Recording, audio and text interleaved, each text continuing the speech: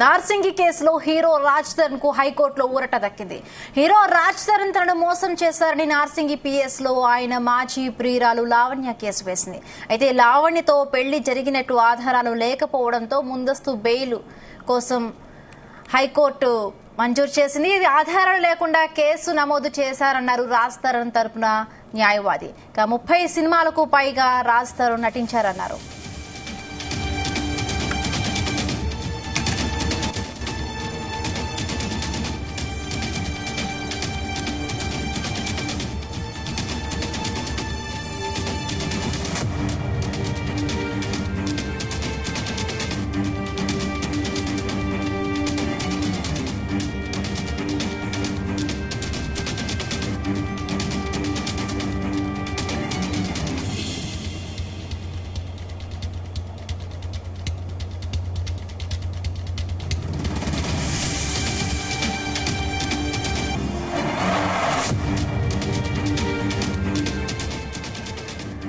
ఇదే అంశానికి సంబంధించి మరిన్ని పూర్తి అప్డేట్స్ మా క్రైమ్ బ్యూరో చీఫ్ రవితేజ అందిస్తారు. రవితేజ, మనం చూస్తున్నాం కొద్ది రోజులుగా కూడా సోషల్ మీడియా, తెలుగు మీడియాలో మొత్తం ఎక్కడ చూసినా కూడా ఈ రాజ్ తరుణ్ లావణ్యకు సంబంధించిన ఈ కేసుకు సంబంధించిన విషయమే మనం చూస్తూనే ఉన్నాము.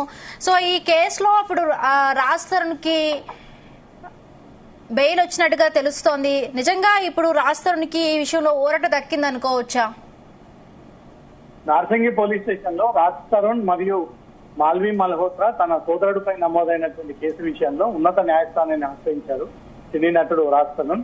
తను వేసినటువంటి పిటిషన్ లో భాగంగా ఈ రోజు విచారణకు వచ్చినటువంటి వెంటనే కోర్టు రెండు వైపుల నుంచి వాదనలు వినిపిస్తా ఉంది. ఇప్పటికే ఇంపెల్డ్ పిటిషన్ కూడా లావణ్య దాఖలు చేయడం జరిగింది. తన అభిప్రాయాన్ని తెలిసిన తర్వాత తనకున్నటువంటి ఈ మోసపూర్వమైనటువంటి అంశాలు విన్న తర్వాత కోర్టు ఈ నిర్ణయం తీసుకోవాలంటూ కూడా ఇంప్లీడ్ పిటిషన్ దాఖలు చేయడంతో లావణ్య తరఫున న్యాయవాది, రాజ్ తరఫున తరఫున న్యాయవాది రెండు వైపుల నుంచి కూడా వాదన విన్నటువంటి వెంటనే హైకోర్టు ఇమ్మీడియట్ గా రాజ్ తరుణ్ హీరోకి ముందస్తు బెయిల్ మంజూరు చేయాలంటూ కూడా ఆదేశాలు జారీ చేసినట్టుగా తెలుస్తోంది. తనపైన నమోదైనటువంటి కేసుల్లో ఈ ముందస్తు బెయిల్ తనకు ఇవ్వాలంటూ కూడా రాజ్ తరుణ్ ఇప్పటికీ హైకోర్టు ఆశ్రయించడము, తనకు సంబంధించినటువంటి అడ్వకేట్ వాదనలు వినిపించిన తర్వాత కోర్టు ఈ నిర్ణయాన్ని వ్యక్తం చేసినట్టుగా తెలుస్తోంది.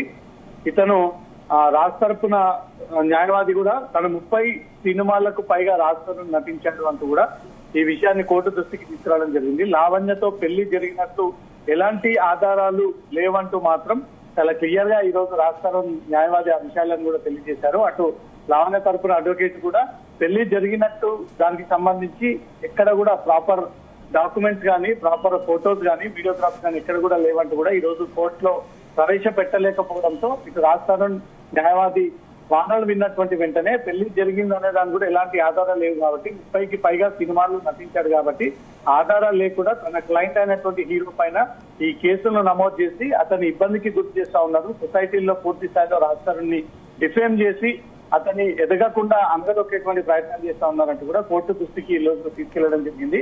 కోర్టు రెండు వైపుల నుంచి వాదనలు విన్నటువంటి వెంటనే రాజ్ తరుణ్ కి బెయిల్ మంజూరు చేస్తూ 20,000 షూరిటీస్ ప్రొడ్యూస్ చేసి ఆ 20,000 షూరిటీను తీసుకున్నటువంటి వెంటనే అతనికి ముందస్తు బెయిల్ మంజూరు చేస్తూ ఇకపై పోలీసులు రాజ్ తరుణ్ ఇన్వెస్టిగేషన్ లో భాగంగా పిలిపించి విచారించవచ్చు కానీ అరెస్ట్ చేయకూడదు అంటూ మాత్రం క్లియర్ గా ఈ విషయాలను మెన్షన్ చేస్తూ రాజ్ తరుణ్ కూడా పోలీసులకు సహకరించాలి, ఎప్పుడు పోలీసులు పిలిచినా పోలీస్ స్టేషన్ ముందు హాజరవ్వాలి, ఆఫీసర్ ఐఓ ముందు విచారణ ఎప్పుడు పిలిచినా అందుబాటులో ఉండాలి అనే ఒక విషయాన్ని కూడా రాజ్ తరుణ్ కి కూడా కోర్టు గుర్తు చేస్తూ ఈ ముందస్తు బెయిల్ మంజూరు చేసినట్టుగా తెలుస్తోంది. చాలా రోజులుగా ఈ episode daily serial continue episode గా మారిపోతా ఉంది. పూటకో ట్విస్ట్, అనేక మంది గుర్తు తెలియని వ్యక్తులు దీంట్లో ఇన్వాల్వ్ అవ్వడము, ఒకరిని మోసం చేశారని, ఇంకొకరు దీంట్లో డ్రగ్స్ అడిక్ట్ అయ్యారని, బలవంతంగా డ్రగ్స్ అలవాటు చేశారని కూడా రకరకాలుగా ఈ ఎపిసోడ్ అదుపు తప్పి పూర్తిగా దిగజారినట్టు సిచ్యువేషన్ వచ్చింది కాబట్టి తమ పరువు దిగజారుతో ఉన్న